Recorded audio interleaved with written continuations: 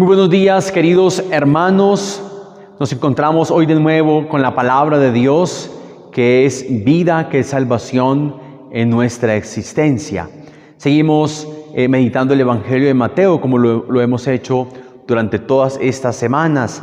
Y hoy se nos trae un texto del capítulo 13, verso del 10 al 17, donde los discípulos le preguntan a Jesús que por qué Él habla en parábolas. Ha empezado el discurso parabólico justamente con la parábola del sembrador, y los discípulos le preguntan por qué habla en parábolas a la multitud.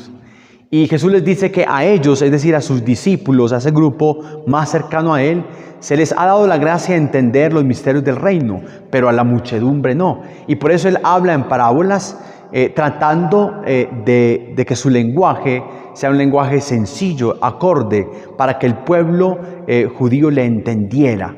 Pero sin embargo dice el Señor que ven y escuchan, pero no entienden, porque su corazón está cerrado, su corazón es duro. De esa forma, entonces dice el Señor, esta expresión que aparece fuerte en labios de Jesús, dice, de tal forma que el que tiene se le dará, y al que no tiene, lo poco que tiene se le quitará. Esta frase, entendida lógicamente en esta economía salvífica, en esa historia de salvación entre Dios y el hombre, donde Dios lo hace todo para salvar al hombre, a la humanidad, pero el hombre le rechaza. Fue lo que hizo gran parte del pueblo de Israel. Algunos lo acogieron, algunos le creyeron, pero gran parte no le creyó, no lo acogió, aunque él no escatimó esfuerzos para rebajarse, para acercarse al pueblo judío, y lo sigue haciendo hoy. Dios no escatima esfuerzos para hablarnos a ti y a mí, pero la dureza de nuestro corazón a veces impide eso, que nos abramos a su gracia, que podamos escucarle, pero sobre todo entenderle y acoger su mensaje. Por eso dice, el que tiene se le dará, pero el que no tiene, lo poco que tiene se le quitará. En la vida espiritual, queridos hermanos, cuando uno más se abre a la acción de Dios, cuando más se conecta con el Señor, cuando más lo busca en la oración, en los sacramentos, en la lectura de la palabra, en la lectura espiritual, en las obras de misericordia, más recibes de Dios, más recibes. Brota la bondad y brotan las gracias de Dios como una fuente de agua inagotable.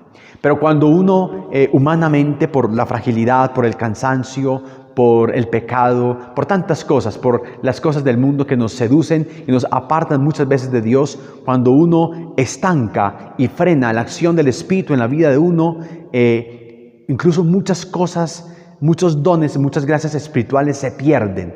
No porque Dios las quite, no porque Dios deje de bendecirnos y deje de darnos gracias y bendiciones, no, sino porque nosotros nos cerramos a ellas y perdemos incluso muchos hábitos buenos, perdemos virtudes y perdemos talentos y perdemos dones y gracias de Dios. Insisto, Dios no las quita, pero nosotros las rechazamos. Yo pongo el ejemplo con el que toca un instrumento, el que ejercita algún arte, el que practica algún deporte. Entre más entrenas, entre más te ejercitas, más profesional y experto te haces. Pero si tú dejas de practicar, de ejercitar, de buscar, de aprender, te vas volviendo lento, vas perdiendo agilidad, y podrá llegar un tiempo en el paso de los años de que olvides lo que sabías. No porque Dios lo quite, porque tú te has cerrado y no te has abierto y no has buscado aprender mucho más. Queridos hermanos, ese es un día para valorar de manera especial lo que Dios nos ha regalado, sus dones, sus gracias espirituales, la iglesia, su palabra, los sacramentos, la Eucaristía, la fe, nuestra vida de oración. Es un día especial para eso. Pero es también un día para valorar no solamente lo de Dios, lo espiritual, es también lo humano, lo que nos rodea, nuestra familia, los seres que amamos, nuestro trabajo, nuestra economía, tantas cosas que tenemos y a veces las mal administramos. Hay que administrar bien. Recuerda, el que tiene se le dará, al que no tiene, lo poco que tiene, si lo administra mal, lo perderá. Dios te bendiga, que tengas un feliz día.